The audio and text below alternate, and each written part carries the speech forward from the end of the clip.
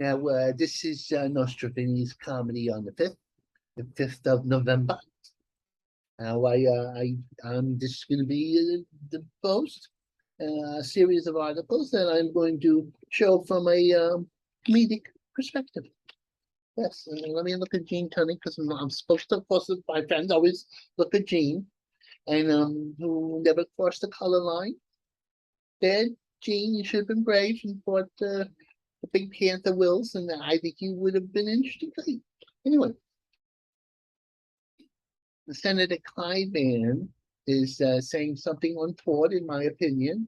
He's saying that these elections here, so we were at the same point that Germany was in the Wehrmacht Republic in 1933 or 32, and when they turned to the Nazis. Now, I think this is overdoing.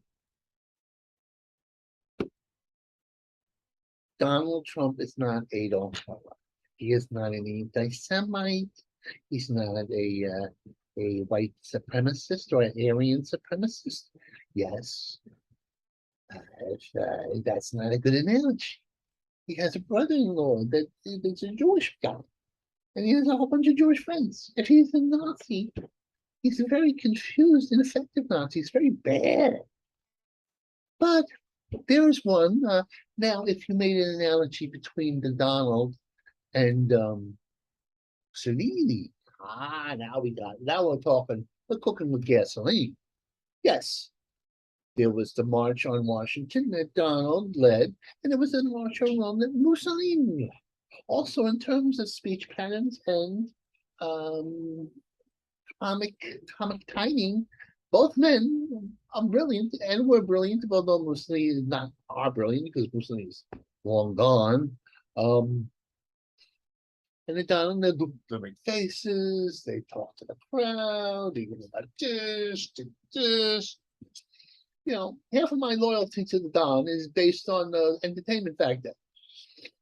Now, and some people think that they'll go for clown life. That is the only thing.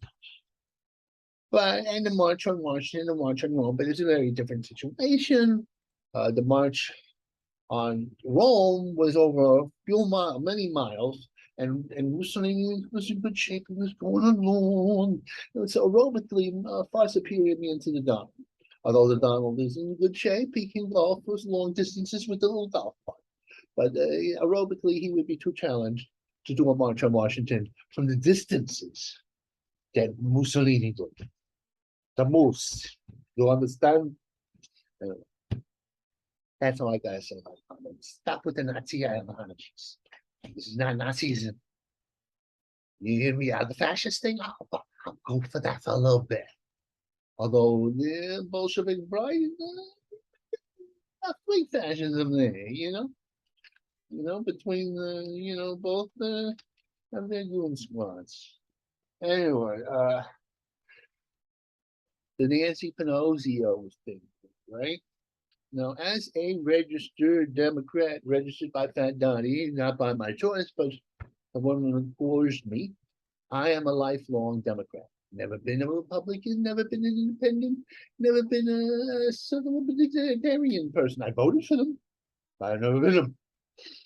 Now, I think this whole thing with her husband being brained by these psychotic nudists from Canada who straddled the fence of politicals, and he was Black Lives Matter supporter, and also thought QAnon was real. I think wherever the wind blows, or whatever TV set he was watching at that point, or internet connection, he was. I beg to differ. Did he think the Earth was flat?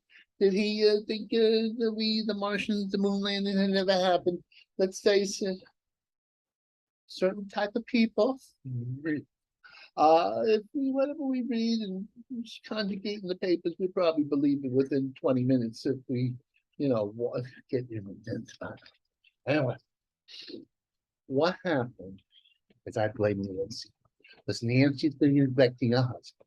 A few months ago, a husband, a lonely man of 82, he needs his wife, who's not that bad looking for a woman of her ages. He's alone. decides to drive home without a chauffeur because he's gone.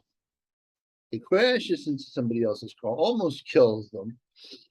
They let him off easy. He's rich. What can I say?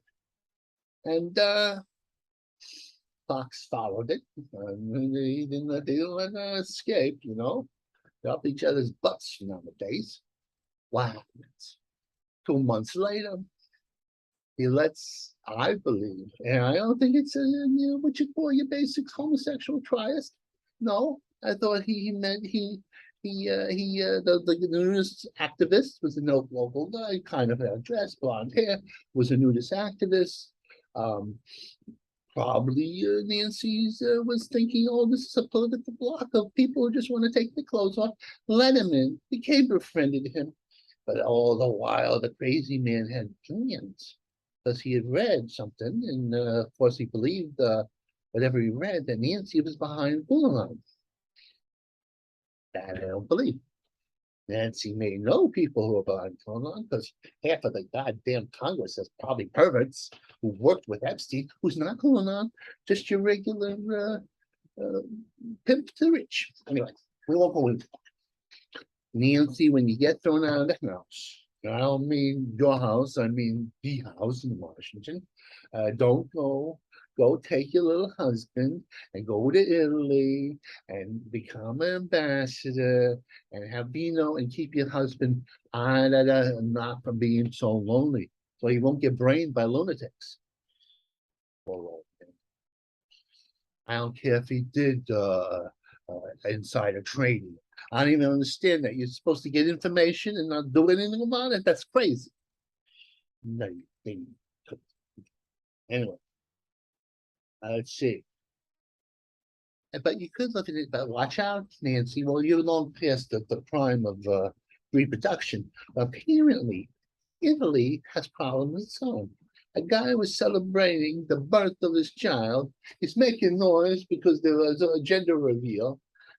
Another guy who thinks it's the 17th century hits him with a longbow, kills him with an arrow. This is not just because you have nosy neighbors, you shouldn't get medieval on their asses. Excuse me, upsets me. When I see that you just go out and say, hey, confront the guy. Say, what you making noises about? And then he goes, I told you what you make a noise about. The baby, the boy baby. Oh, boy baby. Oh, wonder why you make so much noise. It's the very much selling and sick and they go, oh, no, good baby. I had to go too. I wanted the boy, but oh, they were bonded and it would have been a murder. Royal family, curious and gone, but looking at nudie pictures of one of the other royal families, one of those. I didn't read the whole. I read the whole. I read the whole thing. Anyway, really royal families. He was vulgar. I guess it's okay to keep things behind closed doors. Yeah, where all the perversions that go on in your inbred family. No, not that I think they should have it outside. I like the phony facade as much as the other person does. And I think everybody should have a phony facade, including the royal feeling. And I'm proud of the English people for defending life or limb or their inbred royal feeling. Because they do present a rather beautiful facade of normalcy, dignity, and and tradition, even though they're sleeping with second cousins and quite mad. Oh, the bell's ringing. This is the royal family coming after me. Wait, I gotta go. Okay, bye bye.